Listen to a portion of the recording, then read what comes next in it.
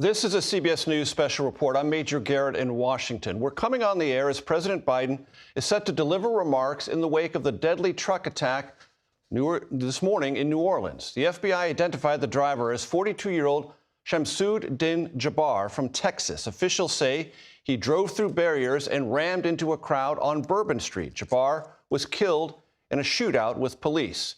We expect President Biden, who has spent the most of the day huddling with his national security and homeland security advisors, to approach the podium shortly. He's at Camp David, where he went to spend this remaining part of the New Year's weekend. I'm joined here on the table by Nicole Skanga. Nicole, where are we in the terms of this investigation as we await for President Biden to come out and address the country? Major, well, right now, police, law enforcement, the FBI in the lead of this investigation. They are searching this 42-year-old suspect's home, both in Texas and the Airbnb in which he stayed in New Orleans. In addition to that, continuing to analyze all of the forensic. Nicole, let me interrupt for President Biden's remarks. Our hearts are with the people of New Orleans after the despicable attack that occurred in the early morning hours. To all the families of those who are killed, to all those who are injured, to all the people of New Orleans who are grieving today, I want you to know, I grieve with you. Our nation grieves with you. We're going to stand with you as you mourn and as you heal in the weeks to come. I want to thank our brave first responders and law enforcement personnel who stopped the attacker in his tracks before he could kill or injure even more people.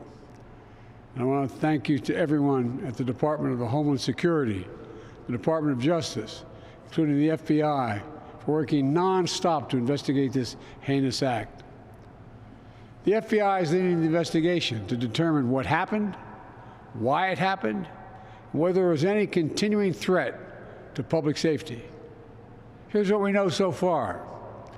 The FBI has reported to me the killer was an American citizen, born in Texas. He served in the United States Army on active duty for many years. He also served in the Army Reserve until a few years ago.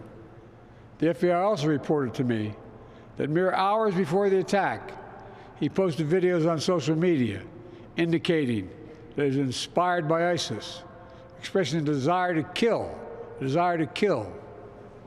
The ISIS flag was found in his vehicle, which he rented to conduct this attack. Possible explosives were found in the vehicle as well, and more explosives were found nearby.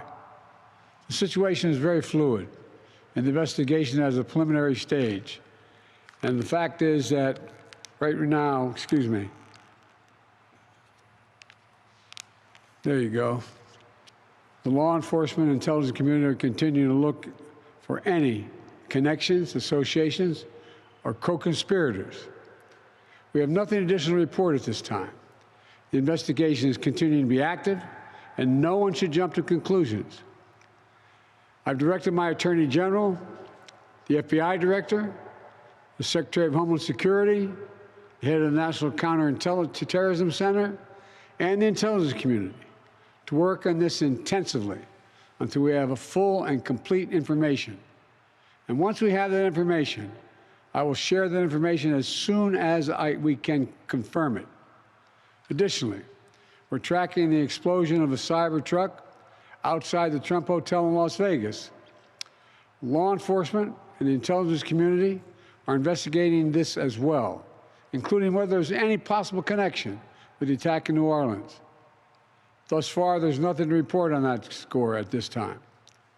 I've directed my team to make sure every resource is made available to federal, state, and local law enforcement to complete the investigation in New Orleans quickly and to make sure there's no remaining threat to the American people.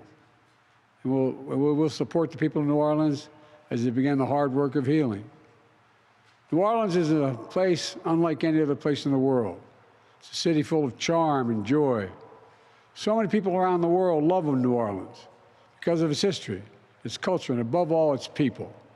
So I know, while this person committed a terrible assault on the city, the spirit of our New Orleans will never, never, never be defeated. It always will shine forth. We've seen that time and time again throughout its history, and I know we'll see it again in the days and weeks ahead. May God bless the people of New Orleans. May God bless our police and our first responders. May God protect our troops, and we'll keep you fully, contemporaneously informed. Thank you. Have you spoken to President Trump? Are you concerned about more attacks? Have you spoken to President Trump? Investigated as a terror attack?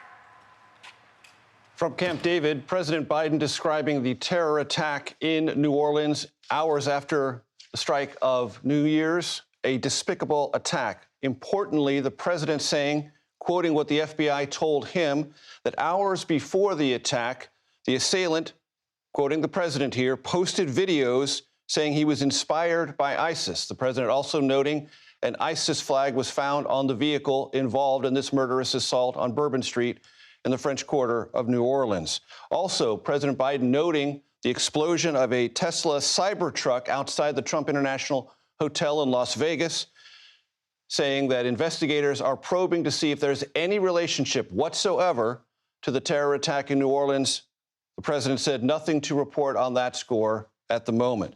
Nicole Skanga, continuing our conversation, your impressions from President Biden's remarks and the notation that he made, which I believe is the first from a federal source, that the FBI is now convinced that the assailant posted videos hours before the attack. Yeah, an indication there that the assailant might have a premeditated intention that was broadcast on social media ahead of this attack. The first indication we've gotten of that, we know that he had a very active YouTube account, and right now FBI and other investigators scouring that digital footprint to determine exactly what was the ideology, how did radicalization unfold in the days and weeks ahead of this atrocious attack.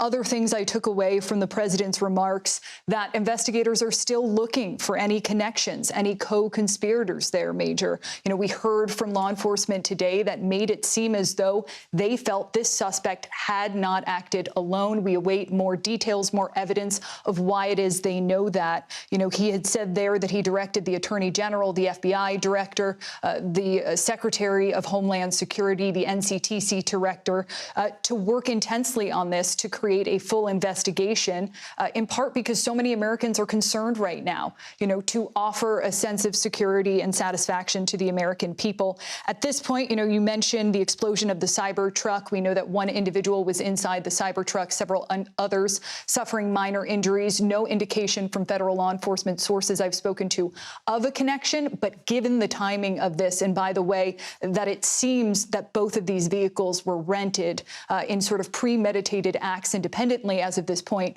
looking into possible connections, and officials in Las Vegas also taking all possible precautions, sweeping the streets there, a heightened law enforcement presence on the ground. One confirmed fatality in the Las Vegas Cybertruck explosion. I will go now to the North Lawn of the White House. CBS News correspondent Scott MacFarlane. The president also noted, Scott, and I'm sure that this was something you paid attention to as well as I, that the intelligence community is in on this, joining the FBI, suggesting that this is not just a domestic matter, it is an international matter, that the president wants his team to investigate to the fullest, and he said he would report to the country as soon as information can be confirmed. January this month will have many high-profile events here in the nation's capital. The attack in New Orleans will clearly underscore the preparations and the level of heightened security in that regard. It didn't happen in a vacuum, did it, Major? It happens in the final days of the Biden administration. These remarks tonight from Camp David, and the president didn't just say, he emphasized, don't jump to conclusions. The investigation's ongoing, and we know from our CBS News reporting here at the White House, the president was briefed quite early this morning by the CIA, the FBI, national security officials, and here in Washington, D.C. tonight.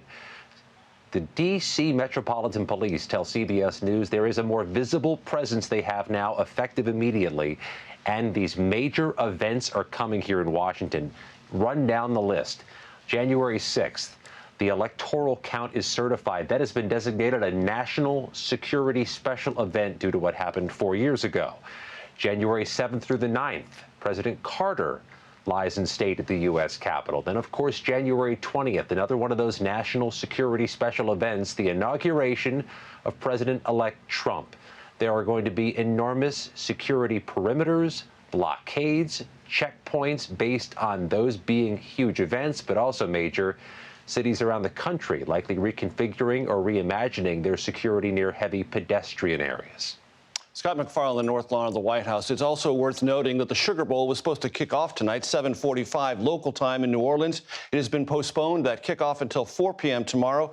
New Orleans will turn its attention to that, plus Mardi Gras and a Super Bowl. But as the president noted, New Orleans is grieving, and the president said he grieves with that great American city. Our coverage will continue on CBS News 24/7, your local news. And for some of you, you will turn to see the CBS Evening News. This has been a CBS News special report from Washington. I'm Major Garrett. Good evening.